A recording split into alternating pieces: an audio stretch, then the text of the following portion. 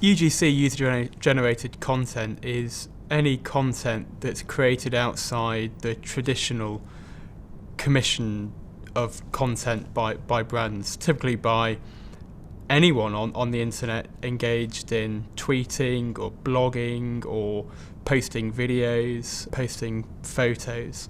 Traditionally, brands have been using it by soliciting it, hosting it, inviting people to share content with them, and then the brands have been sharing that content on the various social media platforms. I'm seeing now, though, more of a shift to brands using UGC in a more 360 real-world way.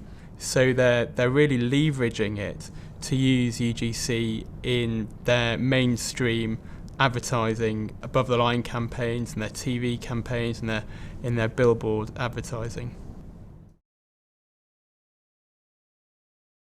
The primary thing that's worth thinking about with UGC is copyright. People assume wrongly that because UGC is freely available on the internet via the social media platforms, that it's freely available to use.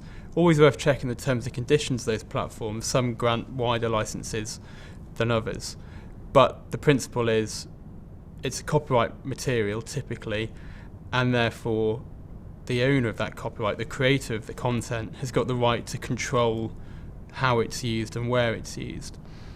Other things to think about include the self-regulatory advertising codes in the UK, the CAP and the BCAP codes, which have got various rules around testimonials, featuring private people in advertising, and the substantiation of claims and prize promotions. Also worth thinking about privacy.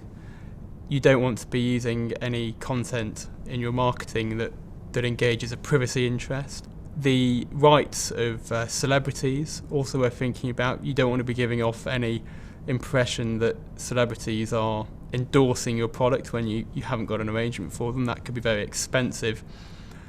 But ultimately, I think, leaving aside the legal risk, the main thing to think about from a brand's perspective is that they're using their fans, their customers, to advertise their brand for them. And it strikes me that it's very poor PR for brands to be using UGC in a way that would surprise the creators of that content, or in a way that the creators haven't really consented to or are aware of. In terms of best practice, I think there are two things to bear in mind. Firstly, verification, making sure that the person you get the rights from owns the content and isn't infringing anyone else's rights in creating that content. And secondly, clearance, making sure that you have communicated clearly to the creator that you have got the rights to use the content in the ways that you do.